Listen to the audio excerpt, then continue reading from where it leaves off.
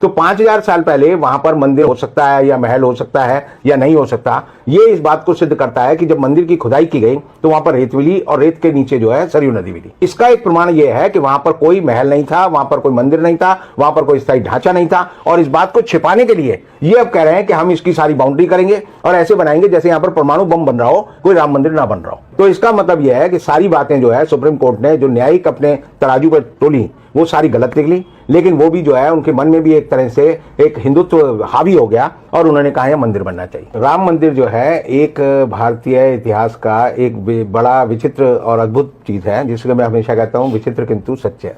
और ये विचित्र किंतु सत्य इसलिए है क्योंकि इस मामले में भारतीय जनता पार्टी, राष्ट्रीय स्वयंसेवक संघ और हिंदू महासभा और या समझिए जो हिंदू धर्म को मानने वाले लोग हैं, वो भगवान राम को, हम लोग ये मानते थे कि भगवान राम जो है एक पौराणिक व्यक्ति हैं, मिथकीय व्यक्ति हैं और वो ऐतिहासिक व्यक्ति नहीं है। मिथिक और इतिहास में फर्क ये होता है कि जैसे कोई कपोल कल्पना चल रही है, उसको आप बढ़ाते बढ़ाते वो जनश्रुति बन जाती है, लोग उसे मानने लगते हैं, विश्वास करने लगते हैं। जैसे कबीर के बारे में आप देखेंगे कि कबीर दास ने वो सबसे ज्यादा जो है भगवान की, राम की आराधना करते थे और कबीर वाणी में ही राम का सबसे ज्यादा जिक्र आता है। और कबीर के जितने दोहे हैं, जितनी बातें हैं, उन्हीं को गुरु ग्रंथ साहब में जो है समाहित किया गया है और इसीलिए गुरु ग्रंथ साहब में भी भगवान राम का जिक्र बार बार आता है, राम राम राम शब्द आता है।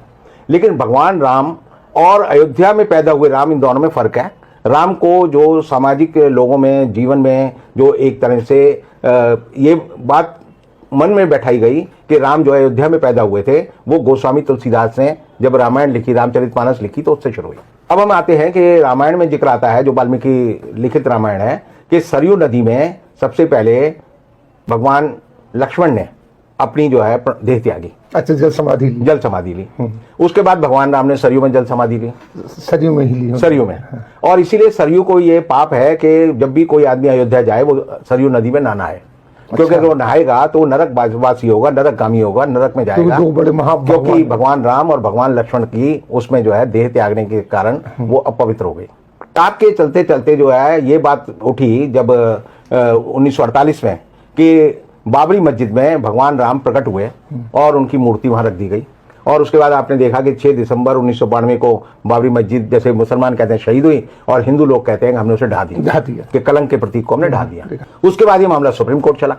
अब सुप्रीम कोर्ट में चला तो सुप्रीम कोर्ट का एक बड़ा विचित्र फैसला है, जो मैं तो यानी मैं कानून पढ़ता हूँ, अकल की बात सोचता हूँ और कई बार मैं सत्य अन्वेषण करने की कोशिश करता हूँ। तो उस फैसले में 3 बातें बड़ी विचित्र लिखी गई कि पहली बात तो मूर्तियां वहां जबरदस्ती रखी गई, दूसरी ये कि मस्जिद को ढहाना जो एक आपराधिक कृत्य था, तीसरा यह है कि जो मस्जिद थी उसके नीचे कोई मंदिर नहीं था, और चौथी बात यह है कि जो जिन लोगों ने मस्जिद ढहाई उनको सजा मिलनी चाहिए।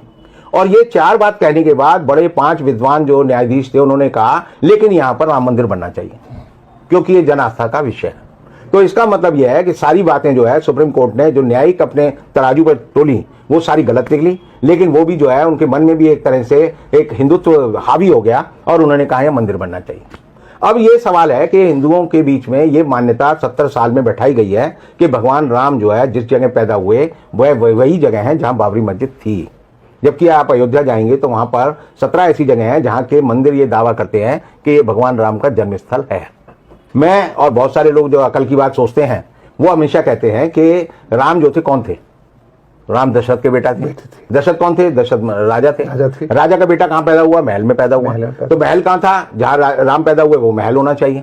अब उस महल को ढूंढने के लिए ही जो है बाबरी मस्जिद ढहाने का मामला किया गया, और जब उस जगह को अब मंदिर बनाने की बात शुरू की गई बड़े जोर शोर से, तो पता चल रहा है कि मंदिर की जो जमीन है उसके 200 फीट नीचे जो है रेत है और रेत के नीचे सरयू बह रही है। इसका मतलब जो है अगर हम ये माने कि 5000 साल, क्योंकि मानवीय सभ्यता का इतिहास ये बताता है मोहनजोदड़ो और हड़प्पा की सभ्यता के बाद कि आदमी ने सबसे पहले मकान बनाना जो है मोहनजोदड़ो और हड़प्पा में सीखा, और उसी के प्रमाण और अवशेष हमें मिलते हैं। तो 5000 साल पहले वहां पर मंदिर हो सकता है या महल हो सकता है या नहीं हो सकता, ये इस बात को सिद्ध करता है कि जब मंदिर की खुदाई की गई तो वहां पर रेत मिली और रेत के नीचे जो है सरयू नदी मिली। तो इसका मतलब यह हुआ कि वहां पर पहले कोई, अयोध्या में कोई महल नहीं हो सकता, उस जगह पर रेत पे कोई महल नहीं बनाएगा। ये तो एक तरह से लोकोक्ति है कि रेत पे महल बनाना, तो वो नहीं हो सकता। और इसका मतलब यह है कि जो पूरा आडंबर 70 साल में खड़ा किया गया गलत है। अब सवाल यह है कि पोल खुल जाएगी। आपने जो कहा, और मैं भी मानता हूं कि जब भी कोई मंदिर बनता है, मस्जिद बनती है, कोई गुरुद्वारा बनता है, तो कार सेवा करते हैं लोग, उसमें सहयोग करते हैं, ईंट दर ईंट जो रखी जाती है जनता के सामने और जनता लगाती है। अब जो है यूपी सरकार ने और राम मंदिर राम जन्मभूमि जो निर्माण न्यास है वो कह रहा है कि इसको गुप्त रखा जाए, इसमें जो है किसी को आने की इजाजत ना हो, कोई आकर यहाँ पर ये ना देखे निर्माण कैसे हो रहा है, कोई आकर ये ना देखे किन मशीनों का इस्तेमाल हो रहा है, कोई आकर ये ना देखे किस सामग्री का इस्तेमाल हो रहा है। इसका मतलब अयोध्या के नाम पर जो ईंटें जो है हमने लोगों से इन्होंने इकट्ठी की थी, 1 रुपया और 1 ईंट, वो एक फ्रॉड था। और दूसरी बात यह है कि ये ऐसा क्यों किया जा रहा है। ऐसा ये किया जा रहा है कि जब 5 अगस्त को मोदी जी ने वहां पर आधारशिला रखी, शिलान्यास किया, भूमि पूजन किया, तो उसके बाद 7 महीने में वहां पर 12 खंबे खड़े किए गए। और वो खंबे जब खड़े किए गए तो जैसे ही वो खड़े किए जाते थे तो वजन से वो जो है टेढ़े हो जाते थे। और जब वो टेढ़े हो गए तो ये बात हुई कि भाई ये खड़े क्यों नहीं हो रहे।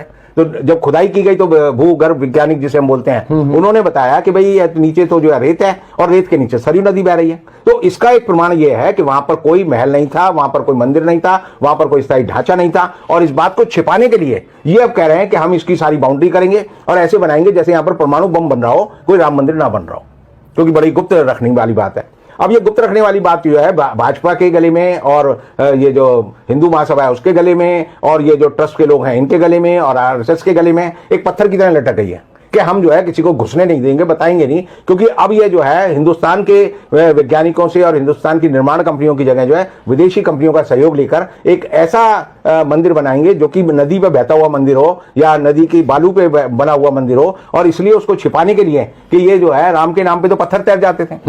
हमारे उसमें रामायण में लिखा है, रामचरितमानस में लिखा है, पत्थर पे लिख दो राम तो वो तैरता है। और ये जो है राम के मंदिर के लिए जो खंभा डालते हैं वो हिल जाता है।